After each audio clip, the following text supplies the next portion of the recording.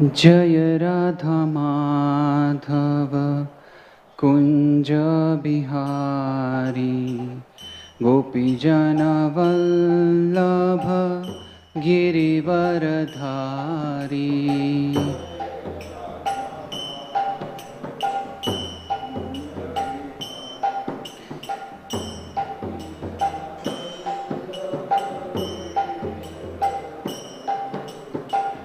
जय राधा माधव कुंज बिहारी गोपीजन वल्लभ गिरिवरधारी।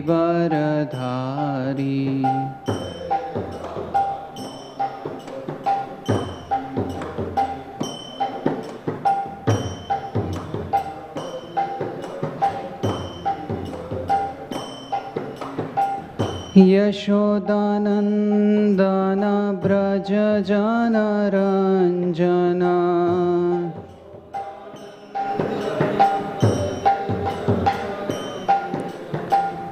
यशोदानंदन ब्रज जन रंजना।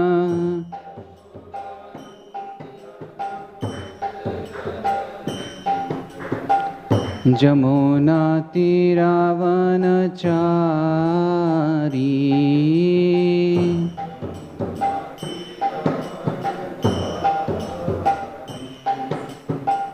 जमुना तीरावनचारी।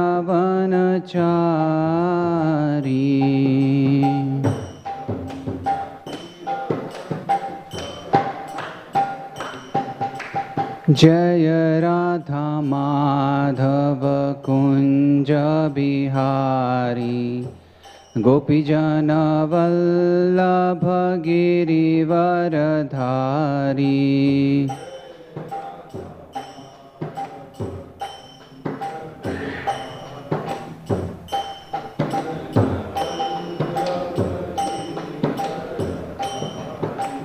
हरे कृष्णा कृष्णा कृष्णा हरे हरे हरे राम राम राम हरे हरे।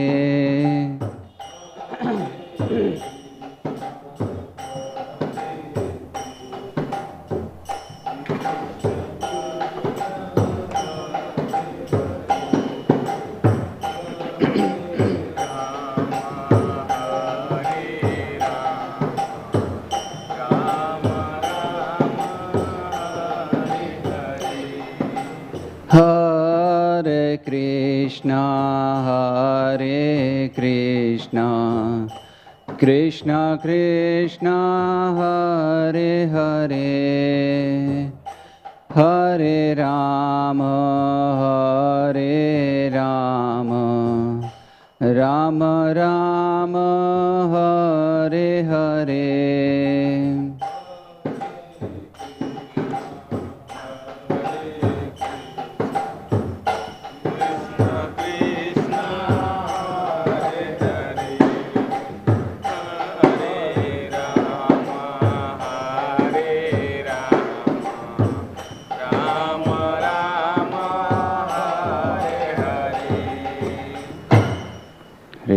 जय ओम विष्णुपाद परमहंस परिव्राजक आचार्य अश्वदत्त Shri Srimad his divine grace A C भक्ति वेदांत स्वामी श्री प्रभुपाद की जय ओम विष्णुपाद परमहंस परिव्राजक आचार्य अश्वदत्त श्री श्रीमद भक्ति सिद्धांत श्री ठाकुर श्री प्रभुपाद की अनंत कोटि वैष्णव वृंद की नामाचार्य श्री हरिदास ठाकुर की।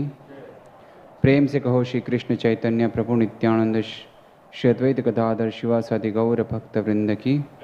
श्री श्री राधा कृष्ण गोप गोपीनाथ श्याम कुंड राधा कुंड गिरि गोवर्धन की। वृंदावन मथुरा धाम की। नवदीप मायापुर धाम की। जगन्नाथपुरी धाम की। गंगा मैया यमुना मैया की। बृहद भागवतम की। समवेत गौर भक्त वृंद की। निताई गौर प्रेमानंदे। All glories to the assembled devotees. All glories to the assembled devotees. Hare Krishna. All glories to the assembled devotees. Hare Krishna. All glories to Shri Guru and Shri Gauranga. Gaur Hari Bol. ॐ नमो भगवते वासुदेवाय।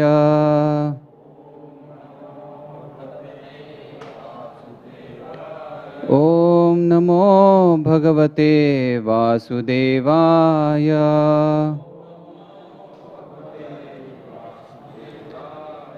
ॐ नमो भगवते वासुदेवाय।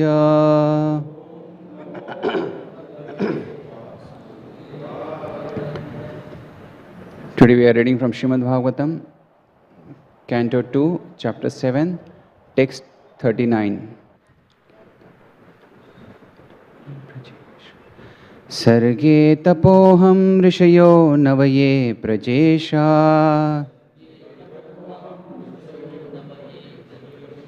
सर्गे तपोहं ऋषयो नवये प्रजेशा।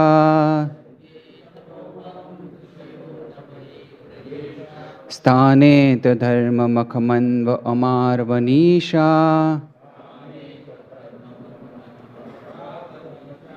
स्थाने धर्ममखमन्व अमार्वनीशा। अन्ते त्वधर्मं हरमन्यवशासुराद्या। अन्ते त्वधर्महरमन्युवशासुराद्या। माया विभूतया विमः परुशक्तिभाजा। माया विभूतय इमः पुरुशक्तिभाज। सर्गे तपोहं ऋषय नवये प्रजेश। स्थाने धर्ममखमन्व अमार्वनीशा। अन्ते त्वधर्महरमन्युवशासुराद्या। माया विभूतया इमा पुरुशक्तिभाज।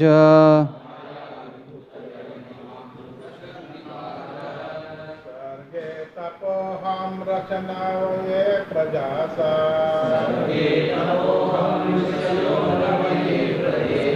स्थाने त्वधर्ममखमन्वमार्वनीशा।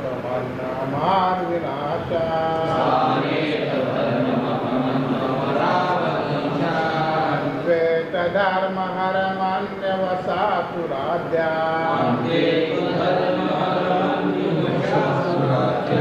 माया विभूतैः पुरुषक्तिभाजा।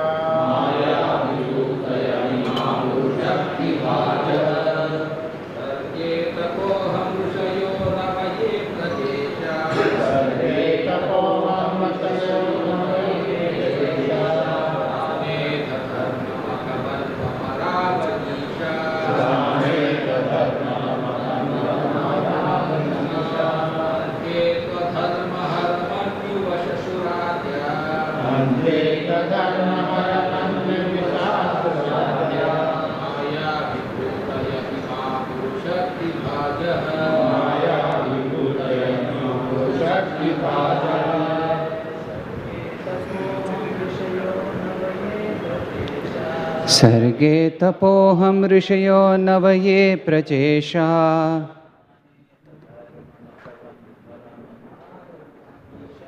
स्थाने धर्ममखमन्व अमार्वनीशा।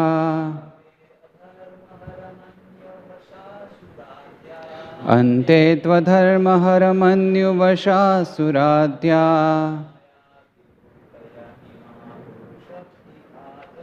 माया विभूतया इमा पुरुशक्तिभाज। माताजी।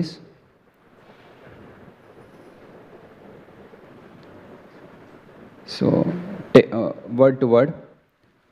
Sarge, in the beginning of the creation, tapaha, penance, aham, myself, rishaya, sages, nava, 9, ye prajesha, those who will generate sthane in the middle while maintaining the creation, atha, certainly, dharma, religion, makha, Lord Vishnu, Manu, the father of mankind, Amara, the demigods, deputed to control the affairs of maintenance, Avanishaha, and the king of different planets, Ante, at the end, Tu, but, Adharma, irreligion, Hara, Lord Shiva, Manyu Vasha, subjected to anger, Asura Adya, atheist, the enemies of the devotees, Maya, energy, Vibhutaya, powerful representatives, Imaha, all of them, Purushakti Bhajaha, of the Supreme Powerful Lord.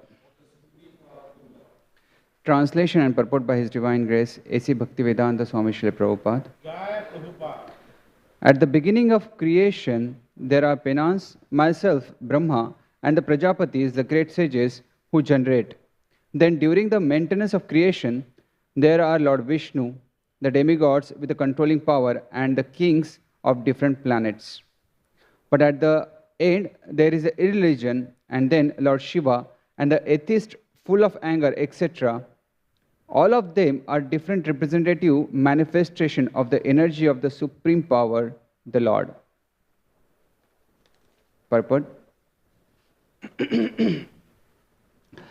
The material world is created by the energy of the Lord, which is manifested in the beginning of the creation by the penance of Brahmaji, the first living entity being in the creation, and then there are 9 Prajapatis known as the great sages. In the stage when the creation is maintained, there are devotional service to Lord Vishnu or factual religion, the different demigods and the kings of different planets who maintain the world. At last, when the creation is preparing to wind up, there is first the principle of irreligion, then Lord Shiva, along with the atheist full of anger. But all of them are but different manifestation of the Supreme Lord. Therefore, Brahma, Vishnu and Mahadev, Shiva, are different incarnation of the different modes of material nature. Vishnu is the Lord of the mode of goodness, Brahma is the Lord of mode of passion, and Shiva is the Lord of mode of ignorance. Ultimately, the material creation is but a temporary manifestation meant to give the chance of liberation to the conditioned souls who are entrapped in the material world, and one who develops the mode of goodness under the protection of Lord Vishnu has the greatest chance of being liberated by the following Vaishnava principles and thus being promoted to the kingdom of God, no more to return to the miserable material world. Om Ajnanatimirandhasya Jnananjanashalakaya Chakshurunmilitam Yena Tasmai Shri Gurave Namah.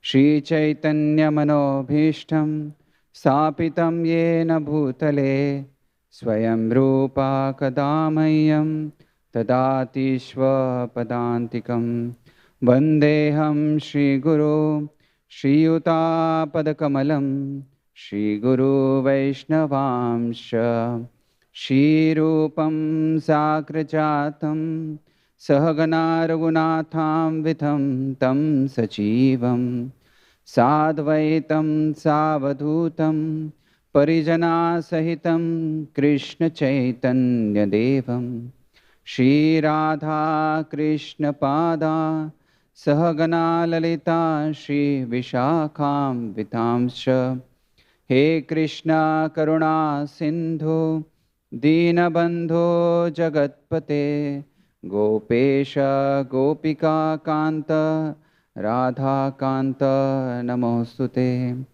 तप्त कांचन गौरांगी राधे वृंदावनेश्वरी वृषभानुसुते देवी प्रणमामि हरिप्रिये वाञ्छाकल्पतरुभ्यश्च कृपा सिन्धुभ्य एव च पतितानां पावनेभ्यो वैष्णवेभ्यो नमो नमः। नमो ॐ विष्णुपदाय कृष्णप्रेष्ठाय भूतले श्रीमते भक्तिवेदान्त स्वामिनिति नामिने। नमस्ते सारस्वती देवे गौरवाणी प्रचारिणे निर्विशेषा शून्यवादी पाश्चात्य देशतारिणे। जय श्री कृष्ण चैतन्य प्रभु नित्यानंद श्री अद्वैत गदाधर श्रीवासादि गौर भक्तवृंद। हरे कृष्णा कृष्णा कृष्णा हरे हरे हरे राम राम राम हरे हरे।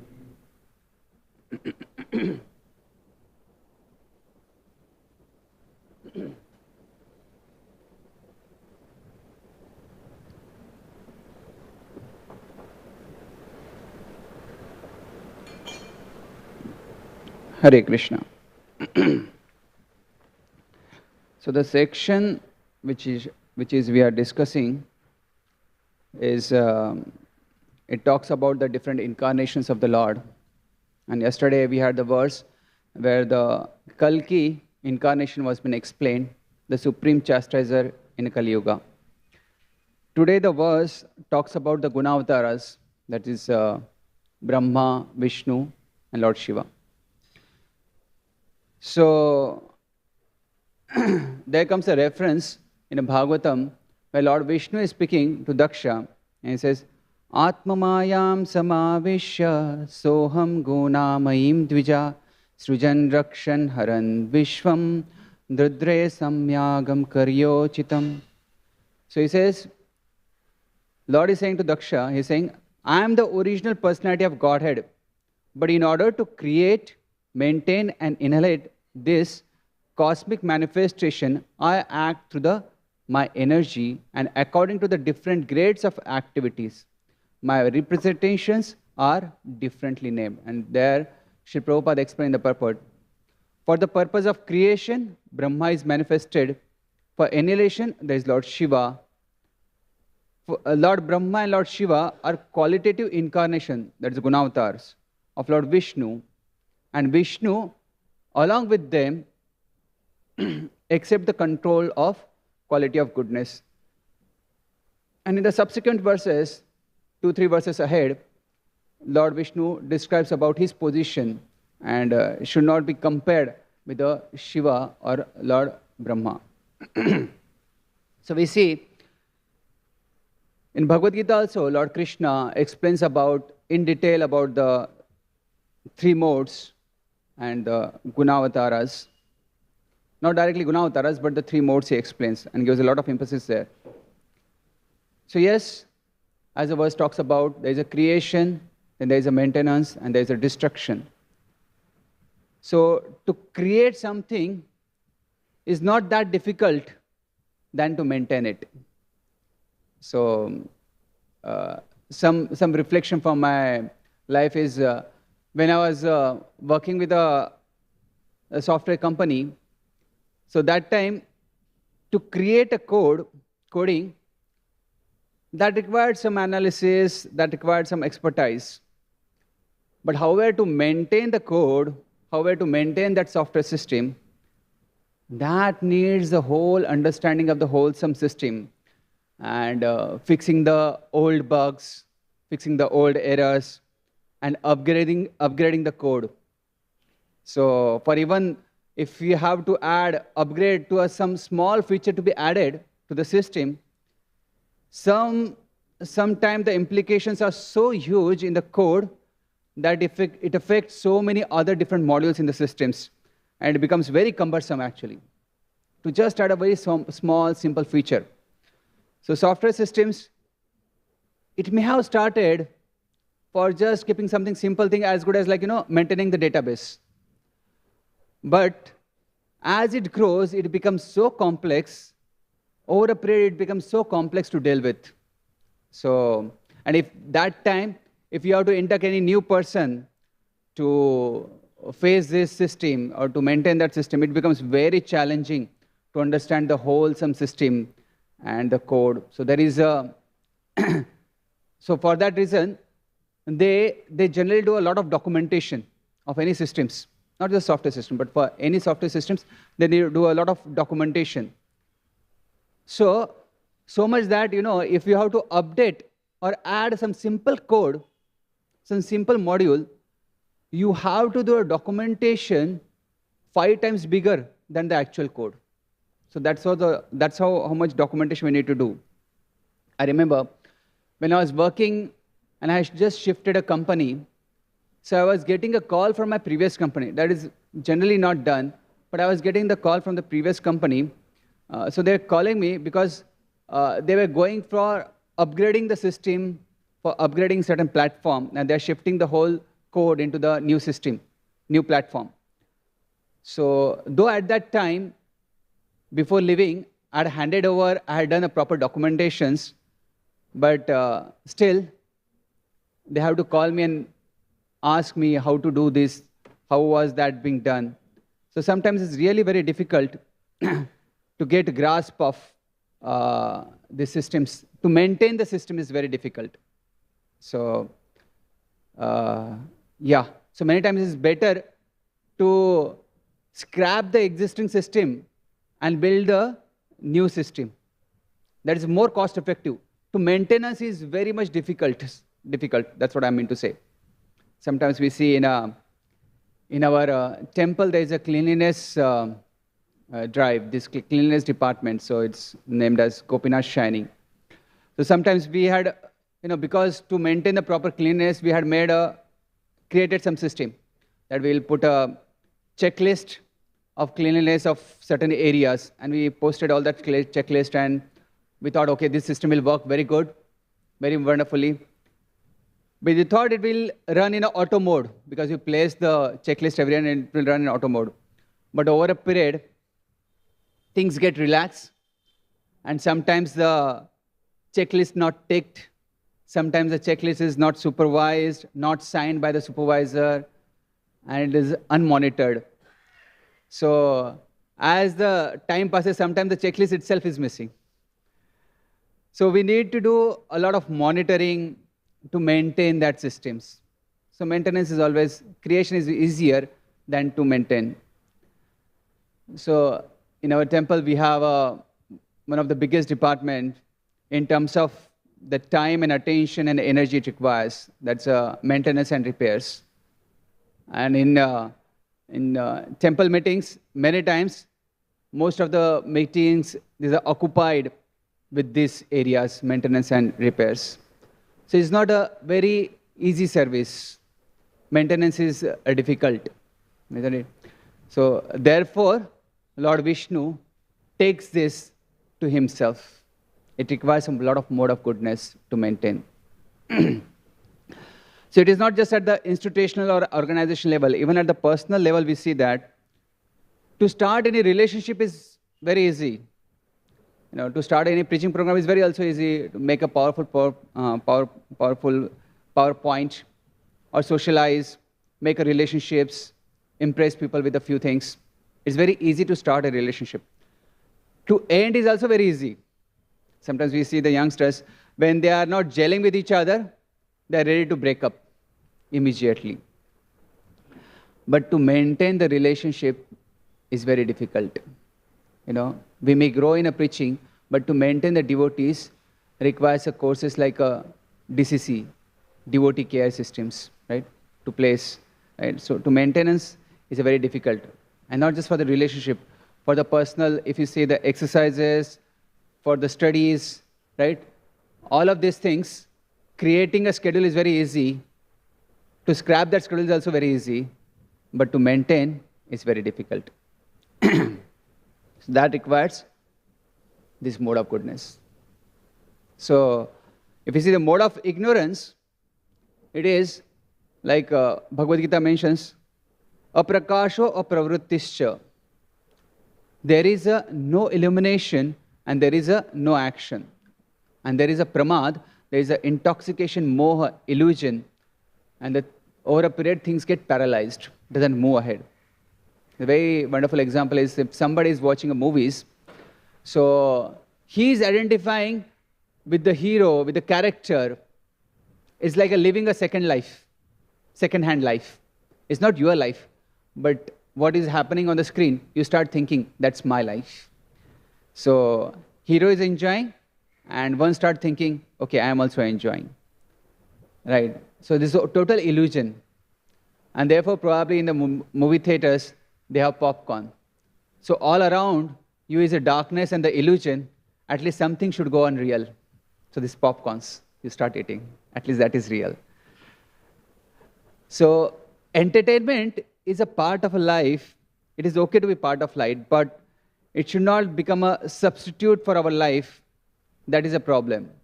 You see, the world is an illusion compared to the happiness it gives. It's very temporary.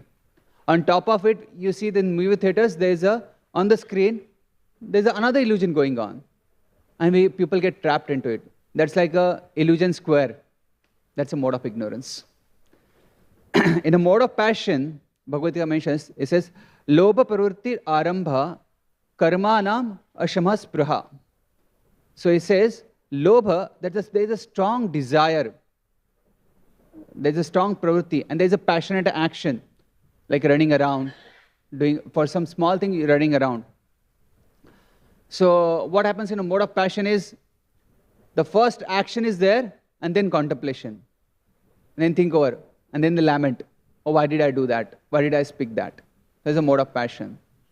In a mode of goodness, Bhagavad Gita mentions, Sarvadareshu dehesmin prakasha upajayate. So, it talks about the doors are illuminated. What are the doors? The doors of the body is the senses. So, the senses are illuminated with knowledge. Knowledge, like what should come in and what should go out. It's like, if the entrance is not lighted, then you will not be able to understand who has come in or who is going out. So, that means to say, when the senses are not having a proper knowledge or not illuminated, then we don't understand what to see, for what to close our eyes, right? So senses has to be illuminated. What to eat and what not to eat. Sometimes back, there was some photograph was shared to me on WhatsApp, the Statue of Liberty. So the Statue of Liberty, that she is standing, like holding a torch. But this photograph was, the Statue of Liberty has grown so fat that she could not stand, not even sit. She's reclining, Statue of Liberty, and in one hand there was a pizza, and other hand is a Coke.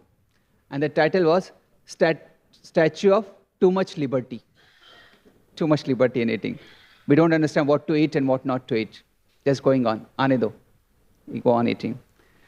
So we don't understand when our senses are not illuminated, what to hear, what not to hear, what to associate with, whom to not associate with. So when the doors are senses are illuminated, we understand these things. We understand which input to be processed, which is coming in, how to process it. That is a mode of goodness. So there is a first contemplation, and then there is a action. So while tailoring, which is better? Is it to cut twice or measure twice and cut once? It's always measure twice and cut once. Contemplate first and then carry out the action. So that is a mode of goodness. So for understanding our inner world, at least we should come to the mode of goodness, the proper contemplation, and then the action follows. So how we perceive the things around us is, let's say if there is some situation in front of us, through our senses we give input, and that input goes to our subtle body, that's a mind. Because each of us have a different mind, that's why we interpret that situation, that event differently. We perceive those situations differently because our mind is influenced by three modes, the different shades of modes. Ignorance is about the passive, is very passive and destructive. Mode of passion is very impulsive. And mode of goodness is we think and then we act. For example, if there is, let's say, there's a sadhana crisis into a neophyte's life. So the person in a mode of ignorance, what he will do?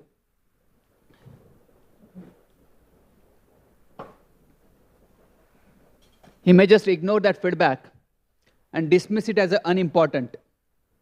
Probably he will indulge into some destructive ways of getting into the, escaping out of it or getting more into the materialism. Or otherwise he will blame others for the situation. That is a mode of ignorance person. A mode of passion, how he'll do is, he'll aggressively start showing off that how I am now better. But actually, he lacks the depth within himself. Then he will justify all his acts, that how I am correct. That's a mode of passion person. Or otherwise, he will shift from one authority to the other, from one counselor to the others. And he's just shifting, right? He will not, in one sense, he will not ready to accept. That's a mode of passion. But the mode of the person who is in a mode of goodness, he will take that advice, he'll discuss with the trusted sources, and will introspect with himself with the humility, not to rebel back, not to just argue, but he will practice with the patience and resilience and come out properly. So that's a person, how we can see, understand in three modes. So most of the people around us in the world are in the mode of passion and ignorance, the different shades. So like, if you consider passion, ignorance, and goodness is like a RGB, red, green, and blue, RGB color. So in our real world, we don't see prominently only red or only blue or only green, RGB, yeah, blue and green, yeah. We don't see it prominently that, but we see it more of a mixture of it, more of the different shades of this, right? So same way we have the different shades. Most of the people are in different shades of passion and ignorance. Sometimes in the mode of passion, they are so crazy about certain things, and they're so fanatic about certain things, and for achieving that, they themselves work so hard and get busy into it. Sometimes they work so hard to achieve certain things which they have a craze for, and they become so exhausted working hard that they need a break. So living in a passion is many times very exhausting, and then they want to get away with it. And that's why they turn on to the movies. They want to forget that reality. They take upon drinking, they take upon certain intoxications. So after such a passionate work, the results doesn't come, and even if it comes, it doesn't satisfy to that level to us. And hence, people plunge into the mode of ignorance, and then they take upon the escapism to the entertainment and intoxication. So passion, people do have a passion, mode of passion, because they want to grow. Yes, there is a proper human need to grow. Growth is very natural for a human being. But even the cancer is also a growth. And that is very unnatural and very destructive. Why? Because it is a very disproportionate growth. It's like, example, a man is growing so much into business, putting a lot of hours, putting a lot of attention into his business, and is growing his business very well. But is lacking upon his relationship, his social life, his family members, giving time to his family members. So much so that he is suspicious about everyone around him. And then, even by earning a good, growing his business good, he may have a big house, but he starts feeling very lonely in that. So that is a disproportionate growth. So passion is like that disproportionate growth, but goodness means it's a balance, where you contemplate what is important for me, what is something that matters for me. That's a mode of goodness. And we pursue that, what is important for me, and then move in a more balanced way, unlike the disproportionate growth or a cancerous growth. So passion, it actually, in a mode of passion, people actually chase something what the world dictates to them. They see something in the outside world and then they want it. They desire for it and they start chasing for it and they work hard for it. Right? So it is from the outside somebody is dictating you in. But where is the mode of goodness? You contemplate what is important for me, what does matter for me, and then you pursue it in a more balanced way. Right? So inside you go out. That is a mode of goodness. So in a sadhaka's journey, in a spiritual journey, we have to, as like we are sadhaka, we have to cross over this ocean of material existence. And this ocean of material existence is full with the obstacles. The obstacles which are in a shade of all these three modes. Isn't it? So we'll discuss something. Yesterday was a Hanuman Jayanti. And Hanumanji was also on a journey crossing over the ocean. And he also faced the obstacles. We'll discuss these obstacles in context to the different shades of three modes. So Hanumanji is on a mission to search for Mother Sita. That's how a sadhaka's journey is, to find the bhakti in the heart. We have lost the bhakti, we are trying to revive that bhakti in the heart. So the process is the process of devotion service to cross over. It's a long journey. The journey is to cross over the 100 yojanas. It's not so easy journey. So there are many obstacles. Obstacles in the path of a devotion service are like obstacles in sadhana, services, relationship with the devotees, preaching. It is not a cakewalk. Even Hanumanji, a pure devotee like Hanumanji, has to face the obstacles. So what are these three major obstacles what he faces, Hanumanji faces? We'll see through the angle of three modes. So I'm putting it not in the order of what Hanumanji faced, but the order we want to discuss: mode of ignorance, then passion, and then goodness. So the obstacle, one of the obstacles what he faces is Simmika. Simmika is also known as Chayagrahi. She catches the shadow. As Hanumanji was flying very high, but shadow was on the seawater. Flying high in the sky is compared to the success in a life. However, one may be very successful in the life, but we have some faults. And the envious people who always try to watch with their magnifying glass where is a fault in that person. And they catch that fault and pulls them down. That is actually Simmika. That is the nature of envy, to catch the fault and pull them down. So Simmika caught the shadow of Hanumanji. She had that potency. She had that siddhi. She caught the shadow of Hanumanji. So Hanumanji was stuck. He could not move forward or backward. He was stuck. So this is the envy.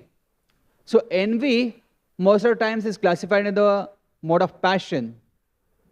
But I say it is a mode of passion and ignorance, because envy in a passion, it actually creates a competition.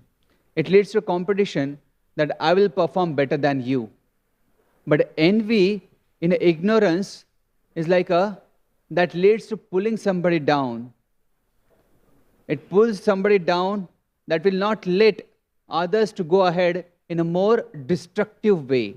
And that's where I'm classifying this envy of Simmika in the mode of, more in a shade of mode of ignorance. So this obstacle can be interpreted in a mode of ignorance. So Simmika was catching a shadow and pulling it down, nature of envy, seeing something dark and pulls it down.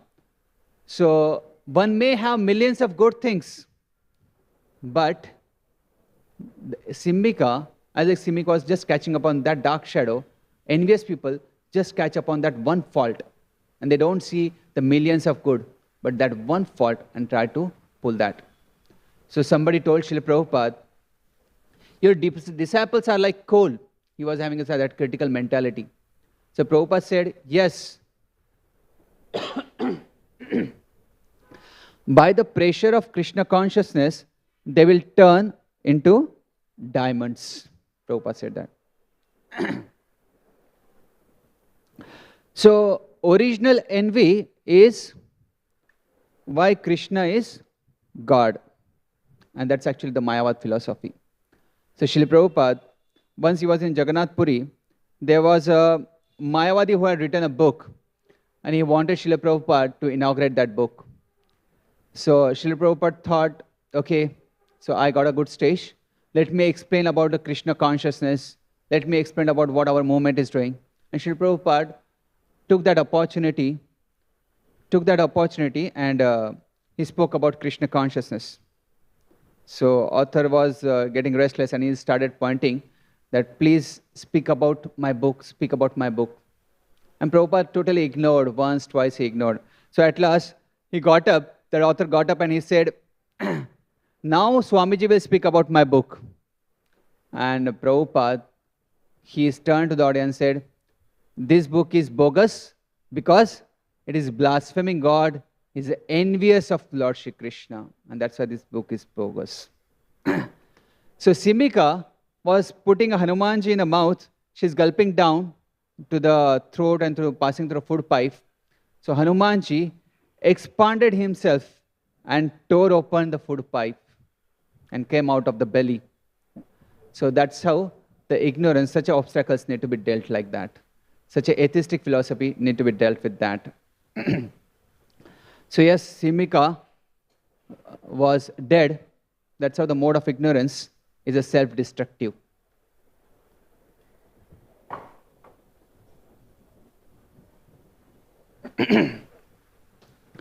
So another obstacle just before this Simika was a Surasa. Surasa had a boon from Brahmaji that anyone flies across, it has to enter into her mouth. So she opened her mouth wide. Hanumanji could not escape. So Hanumanji became bigger. So Simika also made her mouth bigger. Then Hanumanji became bigger. She also made her mouth bigger. And this was a competition going on. Who is bigger? So, Surasa. Surasa represents this competitive mentality. And that represents the obstacle in a mode of passion, competitive mentality.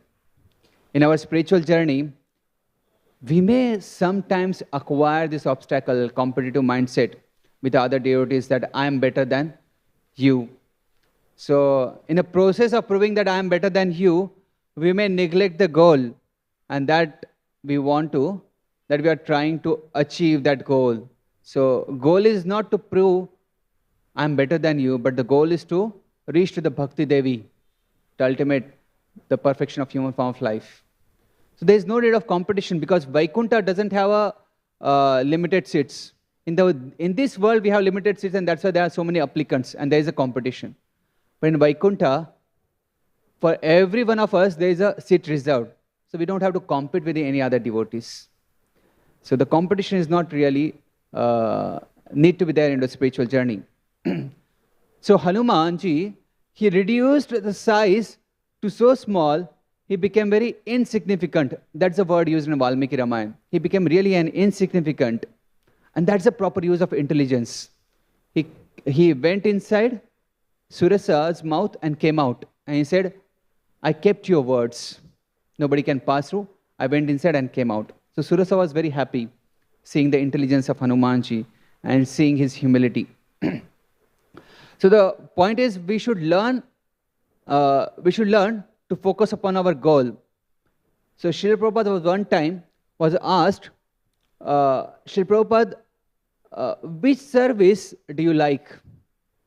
Now, any answer Srila Prabhupada may have given, that could have got a lot of competition.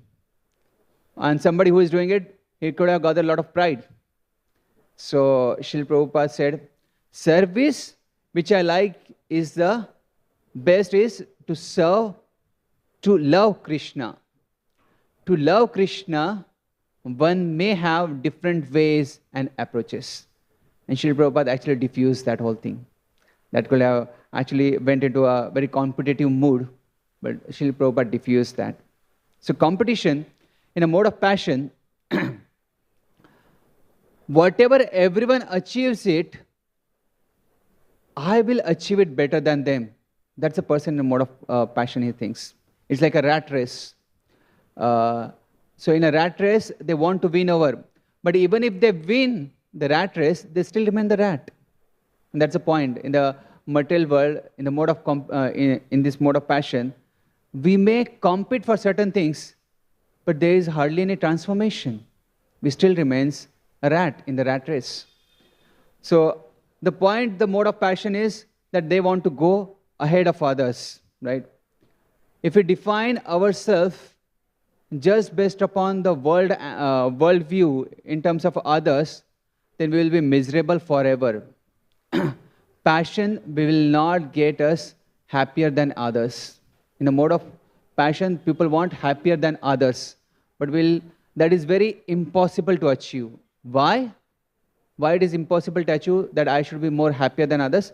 Because often we overestimate how happy others are. We always overestimate. He is maybe more happy than me, maybe more happy than me. But if we just scratch a little bit, we understand how miserable that person is. Another point is, even if we move higher in that competition to achieve something, but the world is like that, there is always somebody above us.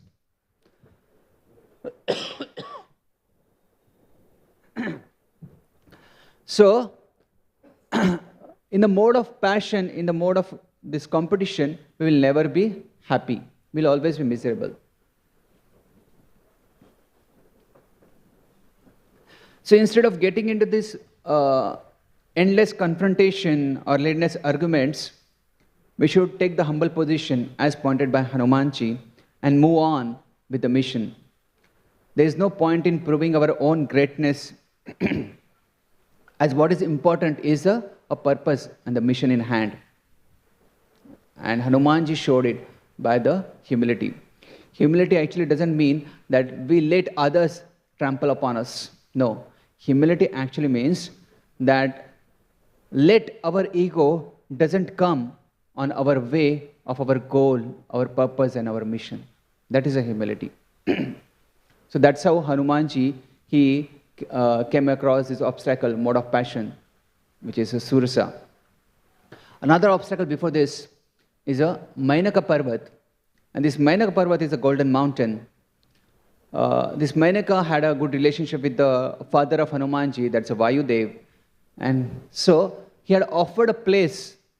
He knew that Hanumanji is going across the ocean, so he offered a place to rest for Hanumanji. Now rest and comfort is nothing wrong. It's okay. But Hanumanji had a urgent mission to fulfill. And that's why he didn't want to take that facility. So Hanumanji, but rather than just dishonoring, he just honored Mainaka's offer and he touched the mountain and continued on the mission. So Mainaka Parvat can be considered as an obstacle in a mode of goodness. So in a mode of goodness, as like when we progress in a path of Krishna consciousness, we may get a lot of opportunity, we may get a lot of comforts, we may get a lot of rest, we may get a lot of praise, but we should not be so much entangling. That rest and comfort should not be so entangling that we become complacent with that. So complacency in a sadhana is like, in the starting of our sadhana, your spiritual life, we are very enthusiastic. It's like when you put a chalk, the oil is hot enough, and we put a jeera and rye into it. So as soon as you put, it starts cracking up immediately. So initially there is a lot of enthusiasm, but after a while, it stops. All that cracking stops.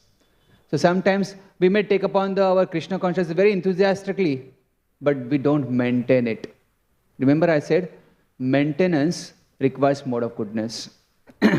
So our goal is very far, getting a taste into bhakti, real taste into bhakti. It's really far. As like for Hanumanji, he has to cross the 100 yojanas. So there could be chances when there's a journey so long, we may become comfortable, we may become relaxed, as there could be many other offers which may come across. And we may take the things very easily, casually.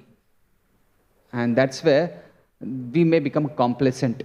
So Srila Prabhupada was once asked, Srila Prabhupada, what is the meaning of chanting 16 rounds? And Srila Prabhupada said, chanting 60 rounds means you should ask a question, why only 16? We should not become complacent in the sadhana. So life is a mission and not an intermission. We should go on. For a devotee, the spiritual life is an emergency.